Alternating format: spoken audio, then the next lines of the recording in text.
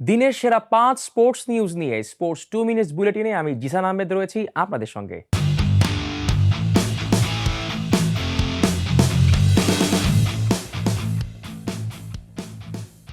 দেশি বিদেশি অনেক তারকা ক্রিকেটার যেমন নিলামে দল পেয়েছেন, তেমনি অনেক ক্রিকেটারই রয়েছেন যারা দল পায়নি এবারের বিপিএলে।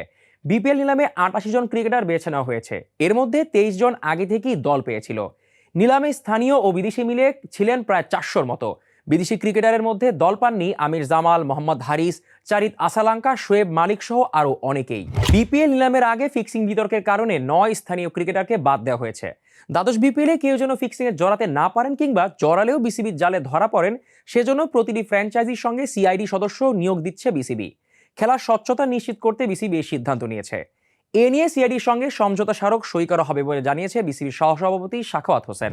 টি-20 বিশ্বকাপের আগে বাংলাদেশ দলের fast bowling coach Shaun Tait শেষ আন্তর্জাতিক ম্যাচকে গুরুত্বপূর্ণ হিসেবে দেখছেন। তিনি বলছেন, ভালো খেলা ও জয়ের মানসিকতা ধরে রাখাই মূল এবং আয়ারল্যান্ডের লড়াকু পারফরম্যান্সও প্রস্তুতির জন্য বেশ ইতিবাচক। তাসকিন, মুস্তাফিজ, শরীফুল ও সাইফুদ্দিনদের দক্ষতা কাজে লাগিয়ে বিশ্বকাপের দলকে আরও শক্তিশালী করার পরিকল্পনা করছেন শন টেট। রাঁচিতে দক্ষিণ আফ্রিকার বিপক্ষে সেঞ্চুরি করে ওয়ানডেতে নিজের ফর্ম দেখালেন বিরাট কোহলি।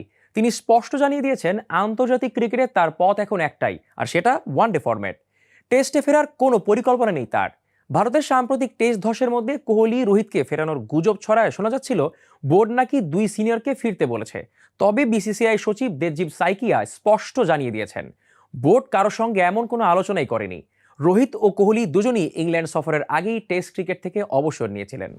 আর্জেন্টিনার কিংবদন্তি ফিটনেস কোচ ফার্নান্দো সিগনোরিনি মনে করেন, লিওনেল মেসিকে ২০২৬ বিশ্বকাপের আগে এমএলএস থেকে বড় ছুটি নিয়ে শরীর ও মনকে বিশ্রাম দেওয়া উচিত।